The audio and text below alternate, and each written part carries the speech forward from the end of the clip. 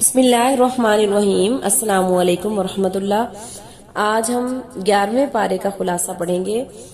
اس پارے میں دو حصے ہیں، سورۃ توبہ کا بقیہ حصہ اور سورۃ یونس مکمل۔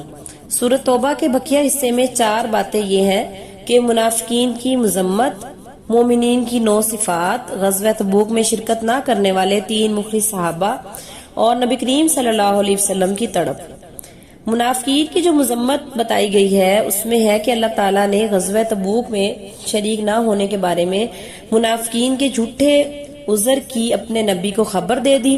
نیز منافقین نے مسلمانوں کو تنگ کرنے کے لیے مسجد ضرار بنائی تھی۔ اللہ تبارک تعالیٰ نے نبی کو اس میں کھڑا ہونے سے منع فرمایا۔ نبی کریم صلی اللہ علیہ وسلم کے حکم سے اس مسجد کو جلا دیا گیا۔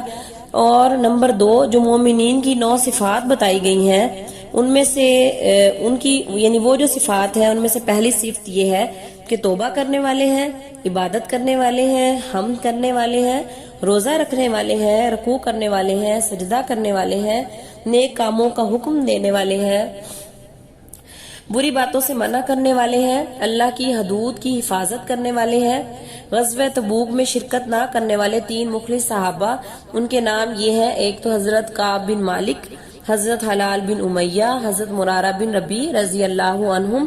ان تینوں سے 50 دن کا بائیکاٹ کیا گیا، پھر ان کی توبہ کی قبولیت کا اعلان وحی کے ذریعے کیا گیا۔ اور چوتھی جو چیز ہے وہ نبی کریم صلی اللہ علیہ وسلم کی تڑپ ہے۔ سورت کے آخر میں نبی کریم صلی اللہ علیہ وسلم کی تڑپ کا ذکر ہے جو وہ اپنی امت کی بہتری کے لیے رکھتے تھے۔ آپ صلی اللہ علیہ وسلم کی بے حد مہربانی اور شفقت کے پیش نظر اللہ تعالیٰ نے اپنے ناموں میں سے 2 نام، ایک رؤوف اور ایک رحیم، یہ عطا فرمائے جو کسی بھی پیغمبر کو عطا نہیں کیے گئے۔ اس کے بعد سورت یونس ہے۔ سورت یونس میں بھی 4 باتیں ہیں۔ سب سے پہلی توحید کہ رازق، مالک، خالق اور ہر قسم کی تدبیر کرنے والا اللہ ہی ہے، آیت نمبر 31۔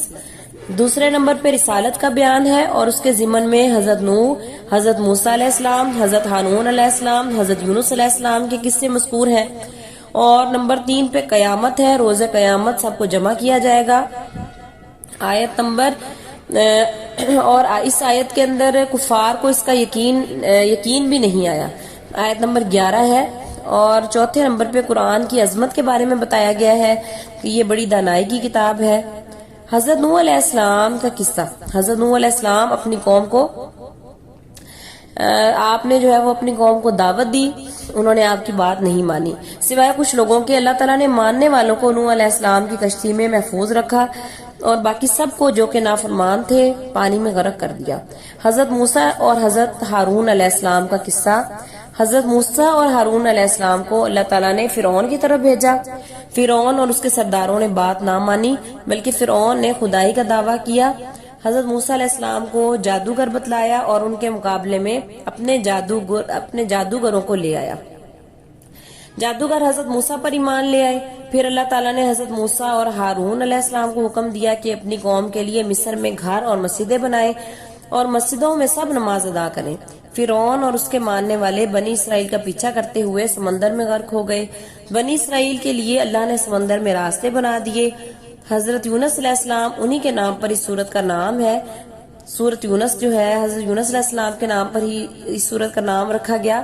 حضرت یونس کا نام قرآن میں 4 جگہ پر ہے، ایک تو سورت النساء میں ہے، سورت انعام میں ہے، سورت یونس اور صافات میں ہے۔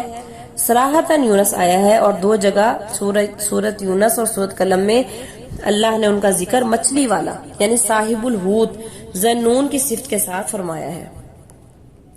حضرت یونس علیہ السلام کے واقعے میں 2 رخ ہے، ایک ان کا مچھلی کے پیٹ میں جانا، اس کا تفصیلی ذکر سورۃ صافات میں ہے، دوسرا ان کی قوم کا ان کی غیر موجودگی میں توبہ اور استغفار کرنا، سورۃ یونس میں اس طرف اشارہ ہے۔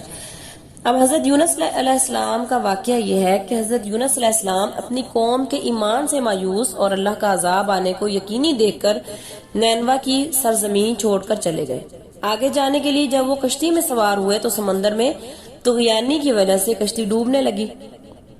حضرت یونس نے سمندر میں چھلانگ لگا دی، ایک بڑی مچھلی نے انہیں نگل لیا۔ اللہ نے انہیں مچھلی کے پیٹ میں بھی بالکل صحیح سالم زندہ رکھا۔ چند روز بعد مچھلی نے انہیں ساحل پر اگل دیا اور ادھر یہ ہوا کہ ان کی قوم کے مرد اور عورتیں، بچے اور بڑے سب صحرا میں نکل گئے اور انہوں نے آہوزاری اور توبہ اور استغفار شروع کر دیا اور سچے دل سے ایمان قبول کر لیا، جس کی وجہ سے اللہ کا عذاب ان سے ٹل گیا۔